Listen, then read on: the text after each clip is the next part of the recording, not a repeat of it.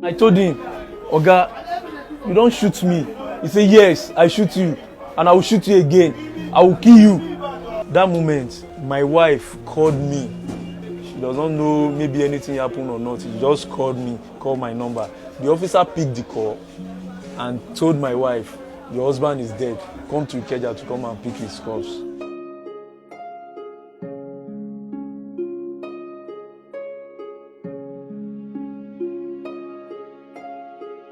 My name is Salau Quadri Adeyemi, popularly known as Wale Balogun.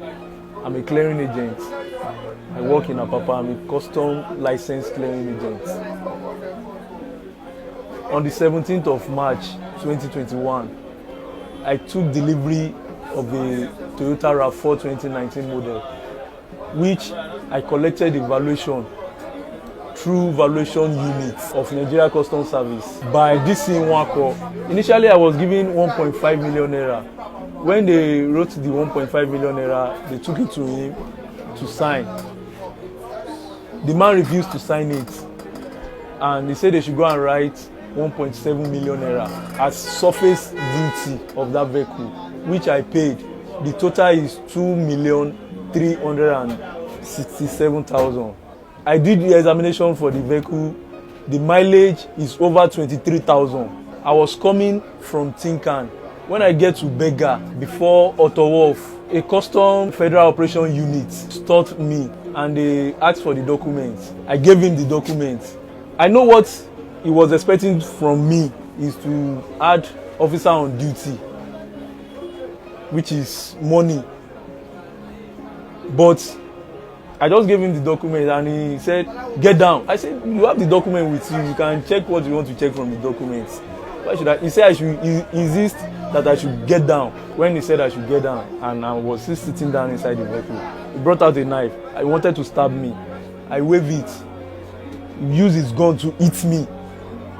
So when he started shouting, get down, immediately I was coming down from that car, he shot me straight. And I told him, Oga, you don't shoot me. He said, yes, I shoot you. And I will shoot you again. I will kill you.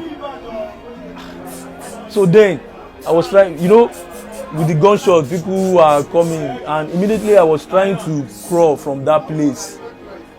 He dragged me inside gutter. I come out from the gutter and my phone ring. My boss called me. I was in my office in Mile 2. So we heard a gunshot. So I called Wale. Hello, Wale, where are you? I heard a gunshot. So he was like, they shot me. When the officer heard I was receiving call, he collected the phone from me and put it in his pocket. And he was telling me, I will give you water, you will die, I will kill you, I will do this.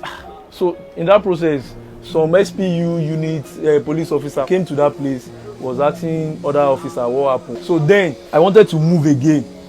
He carried me, he said I will not go anywhere. He was asking me, how am I going to start the vehicle because they cannot start. I said, okay, match brake, because I was in pain. And he was threatening me to shoot my second leg if I didn't tell him how to start the car. So then I told him, just match the brake, the car will start. So they wanted to put me in their van and take me. So one of them now said, leave that boy, make him dey go, abeg, leave am, make him dey go. On that fateful day, I was at the office and I had the conversation. Then I went downstairs, I took bike. On getting there, I saw a lot of custom there. They were shooting like, I was trying to go close. An officer met me like, if you come close, I go shoot you. I said, Oga, what I do? Now my friend be that now. He said, go back. I listened to him, I went back. Later on, I noticed he crossed to the other side. Then I went close to Wale. I saw him on blood. He was shot at the leg. He was on ground. His clothes was torn and everything. Like, I was so sad. Like, what's going on? Then I have to stop bike. I took him to the hospital, close to Kiri town. When we get there, the doctor saw it was a gunshot. He said, who shot him? I said it was custom. He didn't request us for police report, but he do mention it like he's going to treat him, but we'll get the police report later. We took him to the theater. I was at the theater with him. He went through the injuries. There was no scratches on the bone. On my way going to the hospital, his wife called me. Hello sir, where's my husband? My husband, I want to talk to my husband. My husband, she was crying, really crying. So I was like, I said, your husband is fine. There's nothing wrong, he's fine, he's okay. But she was crying, insisting she wants to talk to her husband.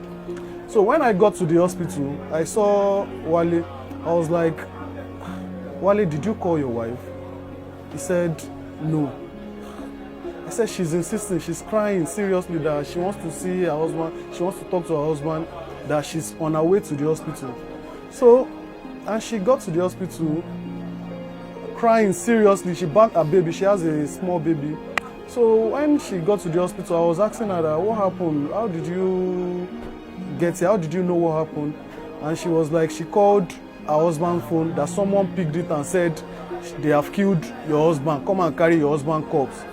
So hearing that, I was like, okay. I took her to her husband. She saw her husband, she was crying. Her husband even asked her, what happened? That, why are you crying? I'm fine, I'll be okay, you know.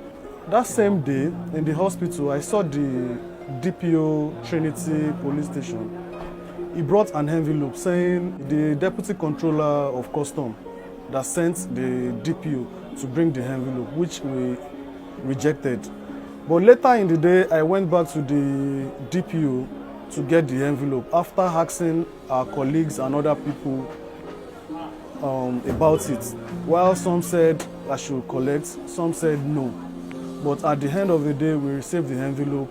And on Friday, OC Rover of Nigeria Custom Unit, Mr. Jack, I don't know his other name, Jack, he sent someone again to come and give me 100,000 naira, making 200,000 naira they gave me. So, and even the hospital I went to collected more than 200,000 naira. When I left the hospital, they gave me list of drugs to go and use. The next day after the incident happened on Wednesday. On Thursday, I heard they were coming to the hospital to come and pick me up. They want to. So it was our vice president of Nigeria Agent Association that took me from that hospital to another hospital for adequate treatment. And since then, we have been doing one or two things to buy drugs, to go to another hospital. I normally do the dress up of this wound every blessed day, taking drugs, taking injection.